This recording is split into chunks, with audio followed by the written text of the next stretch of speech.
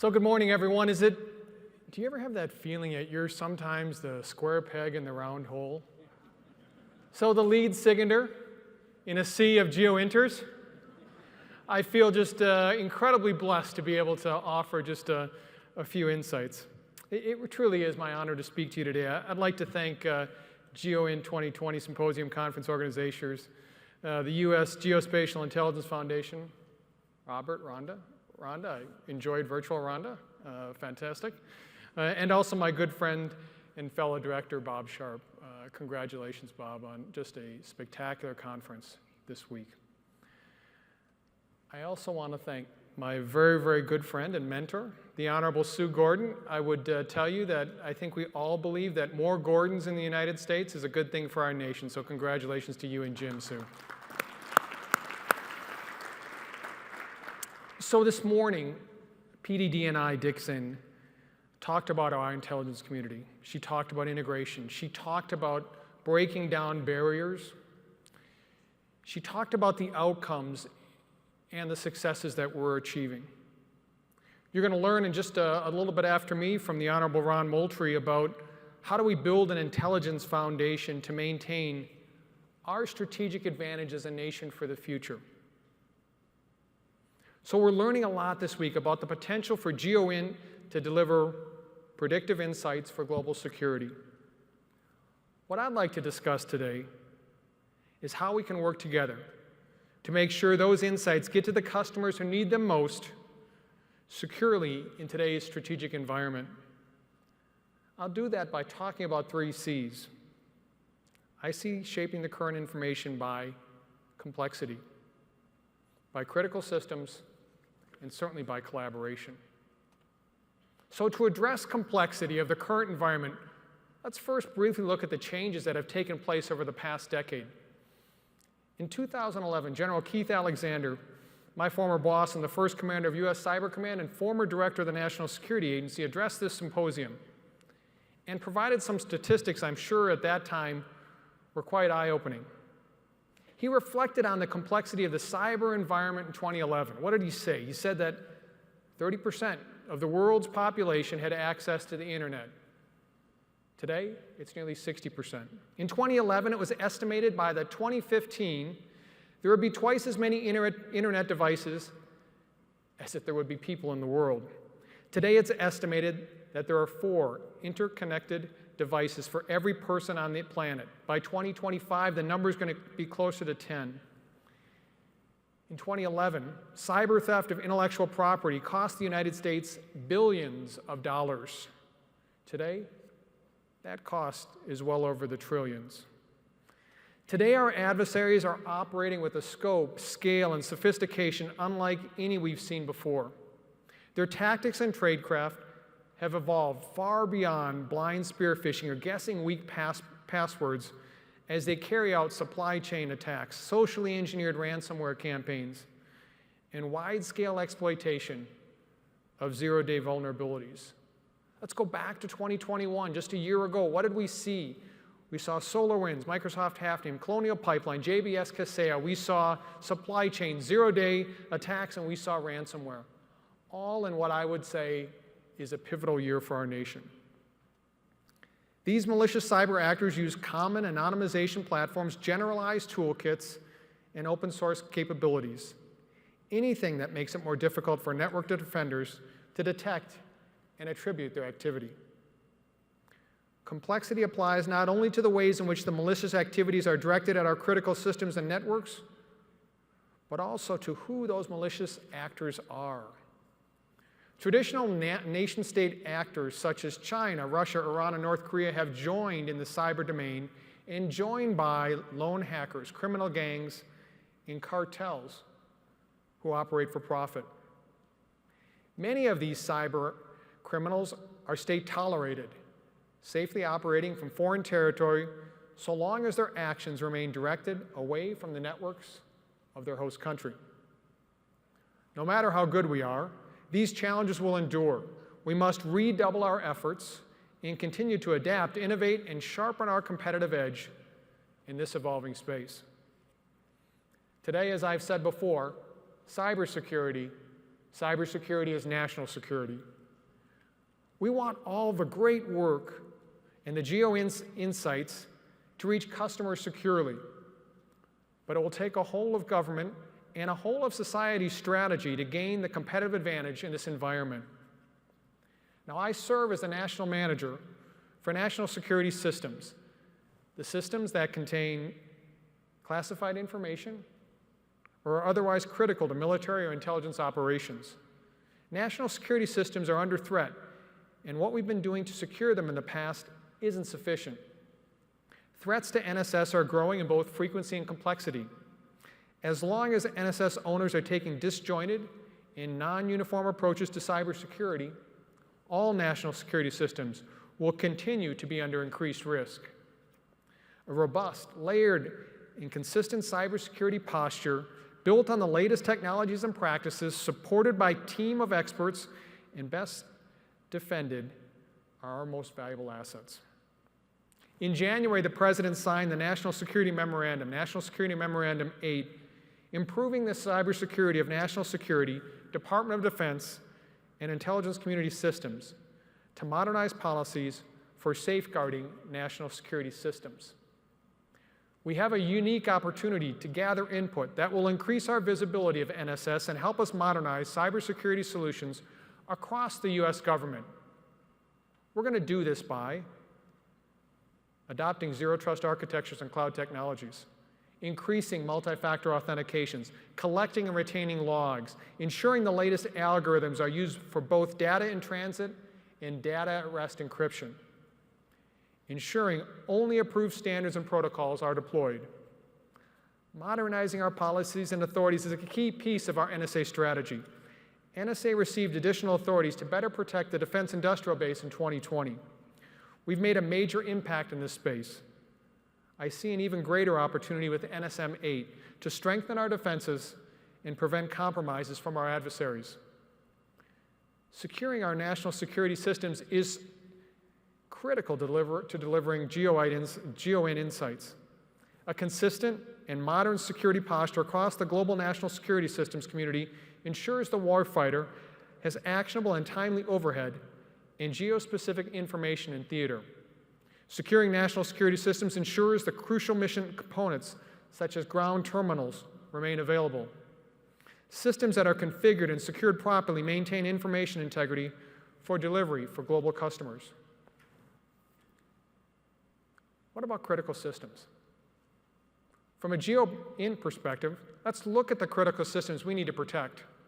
Space systems are both a high-value target and, unfortunately, at significant risk. Adversaries understand the role space plays in both command and control and warning, so they seek advantage there. Additionally, since we lack the ability to physically upgrade after launch and are reluctant to update operational assets, they may have weak or obsolete security practices with known vulnerabilities. For these reasons, it's even more important to invest in an exceptionally robust cybersecurity architecture from the earliest design phase and put it into effect with accurate cyber hardening. Often the threat will come through the ground architecture, and we need mitigations there throughout the life cycle of their capabilities. The ground segments of the GeoINT community need to be similarly robust. In today's near-peer competition, our adversaries will look to take away the capabilities that give us military offset. GeoINT is a key enabler to our projection of global power. We need to ask if we are sufficiently hardened to withstand Russian and Chinese efforts to compromise those networks for intelligence or to seek to eliminate our advantage through malicious cyber activity. We need to create a culture that pays attention to cybersecurity risk and makes the required investment to drive out that risk.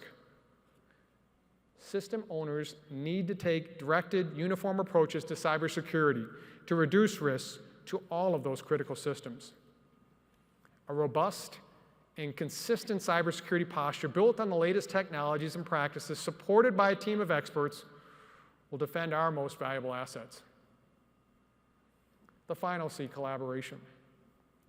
It would be impossible to counter the current threats in cyberspace without a skilled workforce and collaboration with federal, state, local, academic, foreign allied, and industry partners.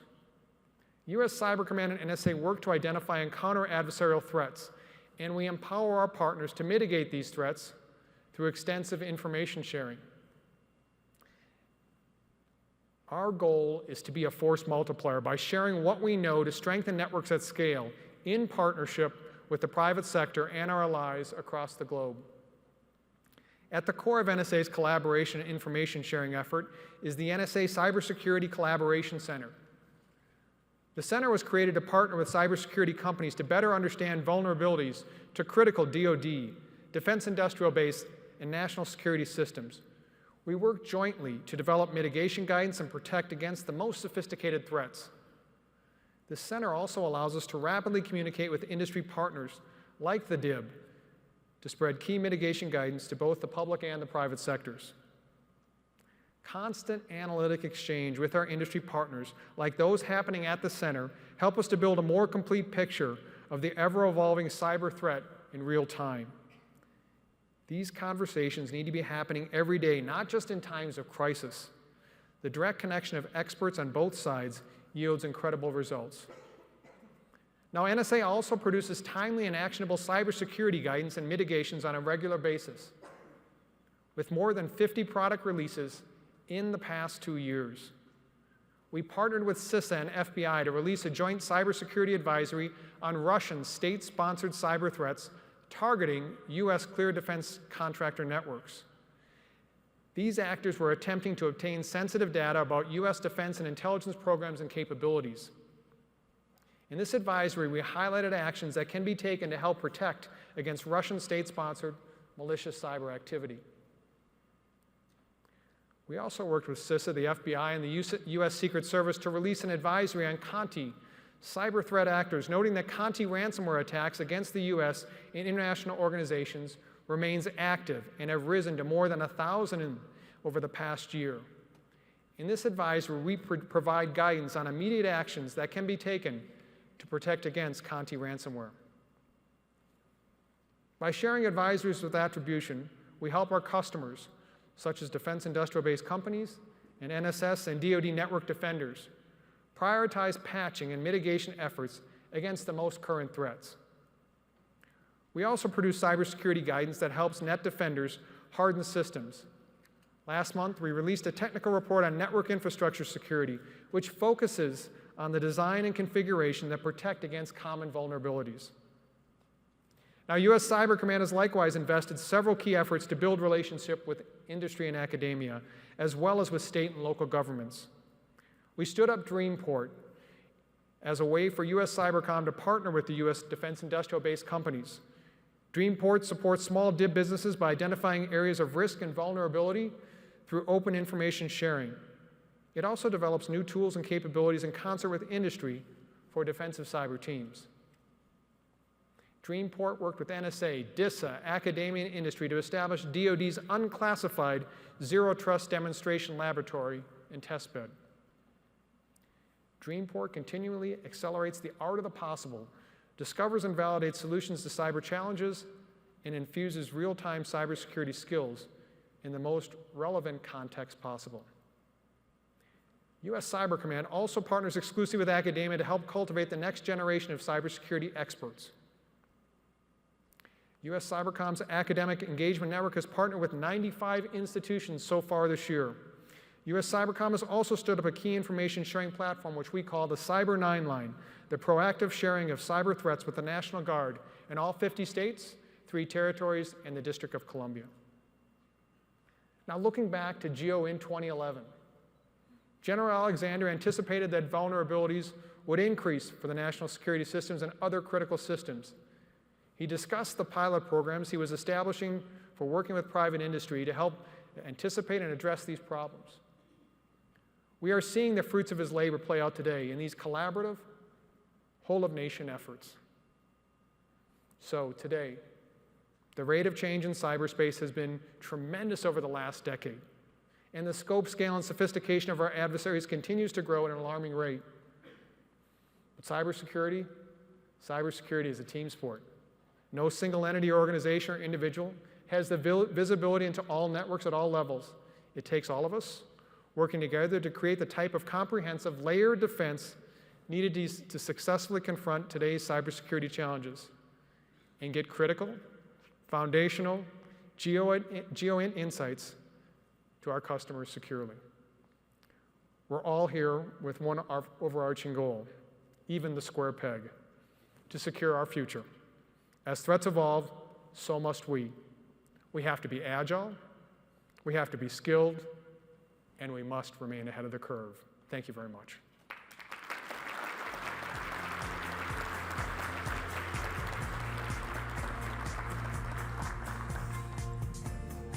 As always, just fantastic. Want to stand, sit? No, you stand. I'll hover to the side, letting you.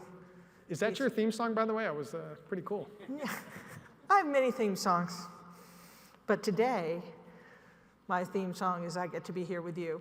What a great talk. You did a brilliant job by anchoring it with General Alexander's talk in 2011, actually talking about kind of the arc of your tenure in both your positions and what we've done and how we've advanced. And from a citizen's perspective, I just want to say thank you for that. But let me ask you, and the audience has a lot of questions, but I'm going to start with mine. Talk about, it's my prerogative, it's the way I roll. Talk about the people over that tenure. Talk about the humans we have delivering the magic that you have just described, everything from the expertise to the collaboration, and then move out 10 years and talk about how you see that evolving. The secret to our success is our talent at both the agency and the command. The one thing that always is just breathtaking to me is the level of talent that we recruit, we train, and we retain. Retain in an era, when the competition for that talent is so high. I think we all face this, right? I mean, we are at a position right now where we understand our technology. Our technology will get better. We have all the funding we need. Well, we have most of the funding we need for the technology that we're moving towards. But I will tell you, the thing that I think about every single day is, how do I keep the talent? And so when I look 10 years from now, let me give you a few statistics. Our agency, NSA, will remake itself 25% with hiring in the next 4 years. In the next 10 years, we'll turn over half of our workforce. This is the opportunity that presents itself in our agency, and it's a similar number at USCYBERCOM. So I would say that, obviously anyone that has talent that's looking for a great job, NSA.gov, USAjobs.com, you can find all the positions you need. But this will be the telltale challenge, I think, for all of us in the intelligence community, is getting after that talent soon. I was struck in your remarks about the work done on cybersecurity and how much of a team sport it is. And buried within that is, by contrast, how much we're sharing more than we did in the past. So kind of put that in context of what your new cybersecurity directorate is doing. Talk about the reason for its formulation and how you see that's developing. So I begin a lot of the discussions on cybersecurity with what's your competitive advantage? What's your competitive advantage as a national security agency? Well, we do foreign intelligence outside the United States, and we do it very, very well. And we understand what our adversaries are doing. We also have an incredibly talented workforce. Is that appealing to you in the private sector? I suspect it is. And when we have these opportunities to have partnerships, the question that becomes is, how do we get to scale? It's not the fact that I can talk to 5 people in a company that have the security clearances. We have to get to scale. And so one of the things we did at our agency is said, hey, let's stand up an unclassified facility. We'll call it the Cybersecurity Collaboration Center. And we'll ask partners to come, and they don't have to go through, triple-strand concertina or have a badge or anything like that. They just come and have a discussion with us, or we engage them on a series of Slack channels. That's what we do in the world. This is what we have to do to be successful. It's what I know we can provide in terms of our competitive advantage. Fantastic. So we have a lot of questions for the audience. This is one. U.S. officials have projected that Russia's war in Ukraine would be accompanied by greater cyber attacks against U.S. targets. Are we seeing increased attacks against U.S. and U.S. partners? And if not, why not? Well, certainly, I think a couple things that are important. As we all know, the president several weeks ago released a statement with regards to the severity and the concerns that we have as a government with regards to Russian plans. That is very purposeful, I think very accurate, and that's what we need to approach it I think the other thing that I found very, very heartening was the fact that Director of CISA, Jen Easterly, came out and said, hey, it's all about, being prepared and not panicking. And then I think the other piece that is really important is to understand that we as a nation, we have tremendous powers, not just in our military, our information, our diplomatic, our economic. There are a number of different ways that we will respond if our nation comes under attack. And I think that any adversary should understand that very, very clearly. One of the last conversations I had with the former president, he asked me what the greatest threat to America was, and I thought it was that I told him it was that we would stop to believe in ourselves. And what I really meant about that was, the threats at that time to our election. So here we are in 2022. How are we doing in election security? I think we're doing very well. And so this is, for USCYBERCOM, the National Security Agency, our third election that we're getting ready to ensure our nation has a safe and secure election day. What have we learned over the past 2 election cycles? I think the first thing we learned is it begins with, this has to be with partners. We began, obviously, at Fort Meade with NSA and Cyber Command, but what we learned quite quickly, it's the power of FBI, it's the power of DHS, it's the power of the interagency, it's the power of the private sector, it's the power of allies, it's the power of academia. This is what we brought to our quiver in the, in terms of our armament. And I think the second thing that we've learned is that we can't be static.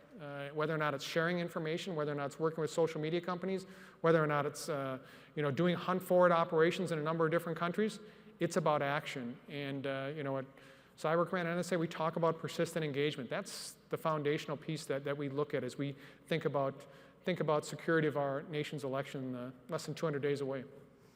Great answer, and heartening. So you talked a lot about the matrix approach to cybersecurity, layering policy and tools and standards, and you gave a good roadmap for where we are with a lot of positive things. But let me narrow it down. What do you think the best possibility for positive change is in building resilience and protecting?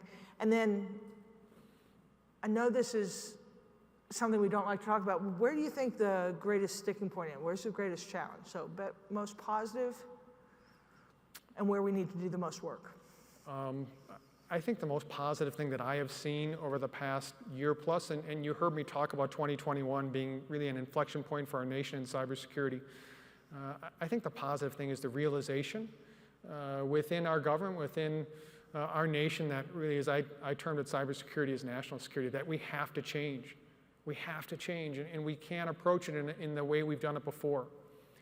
Here's the great challenge. The great challenge is culture.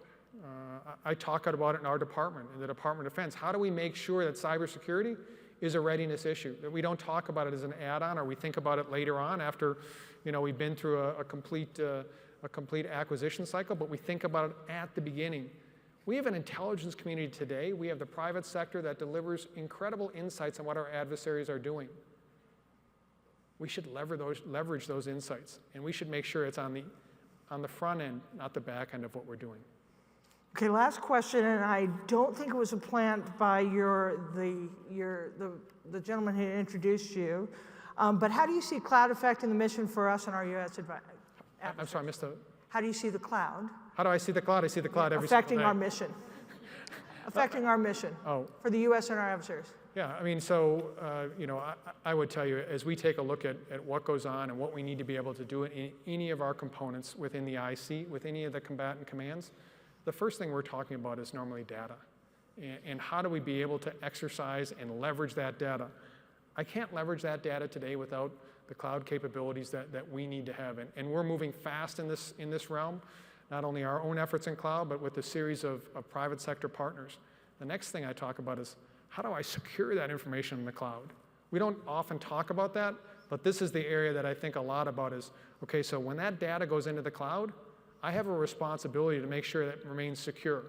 And how we're going to do that is different than the way we did it with boundary defenses in the past. So, well, General Nakasone, SIGINT and GEOINT, cybersecurity and critical foundation, peas and carrots, thank you so much for being here. You make our day.